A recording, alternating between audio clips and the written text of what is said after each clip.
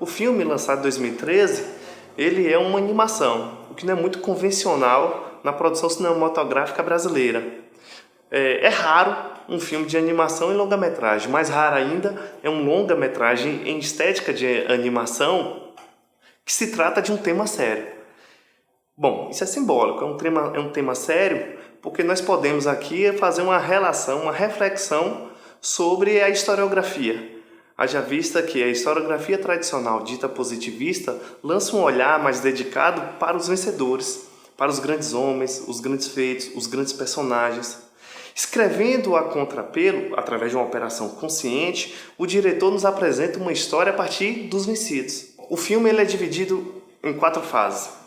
Um guerreiro, um herói imortal, que vai experienciar 4 eventos históricos. 3 no passado e 1 fictício, pensado pelo diretor no futuro.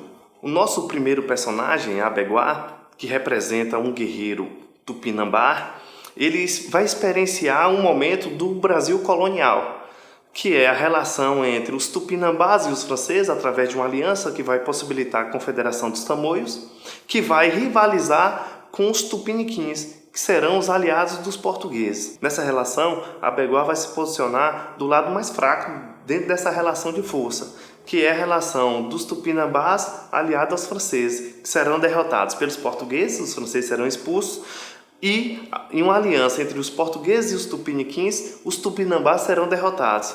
Aqui é bastante simbólico, pois a razão, a força motriz da existência do nosso herói imortal, Janaína, será morta por essa aliança entre portugueses e tupinambás.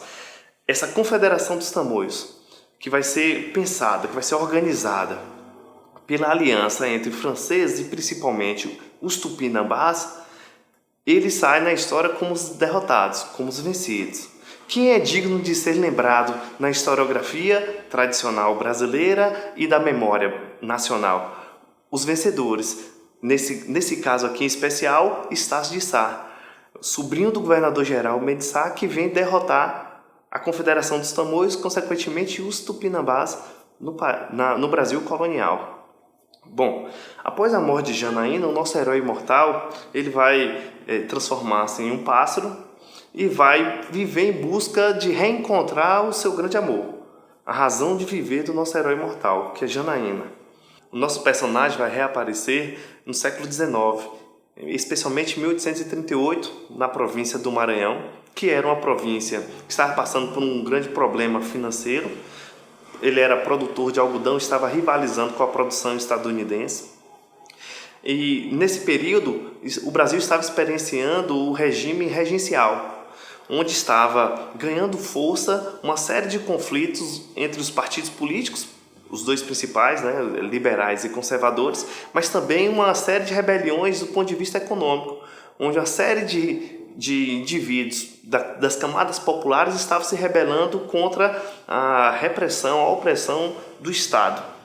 Aí, nesse sentido, o nosso herói imortal reaparece na figura de Manuel Balaio, quando ele encontra Janaína. Manuel Balaio, ele é um dos líderes da rebelião regencial da Balaiada no Maranhão, ao lado de Raimundo Gomes, o Preto Cosmo. Intencionalmente, o nosso herói ele parte mais uma vez para o lado mais fraco da relação de força, que é o lado dos balaios. Em oposição ao movimento da Balaiada, vai se configurar a figura do coronel Luiz Alves de Lima e Silva. Esse sim foi digno de ser lembrado na narrativa historiográfica brasileira, a ponto de ser apontado como patrono do Exército Brasileiro. Em outra direção, os balaios eles foram alijados da narrativa historiográfica. Temos pouca memória construída em termos dos vencidos. Mais uma vez vencido, o nosso herói imortal se transforma em pássaro e vai reaparecer quando reencontra Janaína no Rio de Janeiro, em 1968, um período que o Brasil vivia mais um estado de exceção, que era a ditadura militar. O ano de 1968 é bastante simbólico, pois é o ano que vai ser oficializado, promulgado o Ato Institucional número 5. Este ato que vai legitimar o estado de exceção no período da ditadura militar. É o ano mais duro, é o período mais duro da ditadura militar. E aí ele reaparece na figura de Cal, é um jovem guerrilheiro que vem contestar a ditadura militar e vai adentrar um grupo fictício, né, o Ação Democrática, porque ele reencontra a sua razão de viver, que é a Janaína.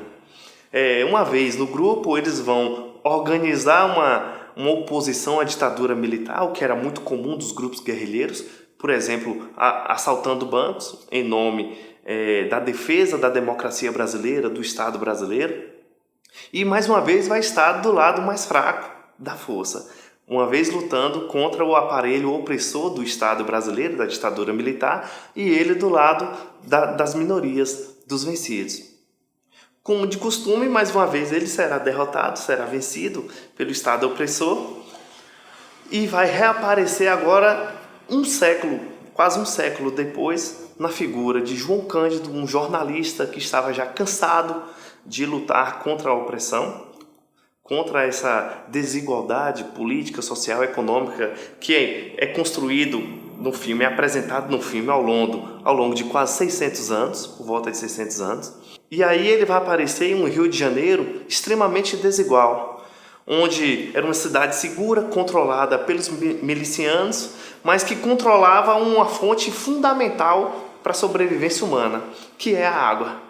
A água era extremamente simbólico, isso é uma preocupação do homem moderno, que é pensar as gerações futuras, o cuidado com a água.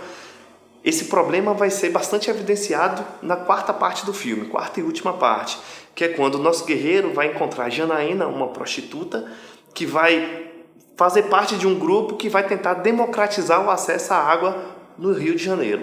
O que podemos observar é que a estrutura narrativa apresentada pelo nosso diretor no filme Uma História de Amor e Fúria é que esse filme ele vem aqui nos apresentar uma possibilidade de analisar a história de um outro olhar, de um outro ponto de vista, lançando sempre a preocupação para o olhar das minorias, dos vencidos, daqueles que foram sempre negligenciados na memória e na historiografia brasileira.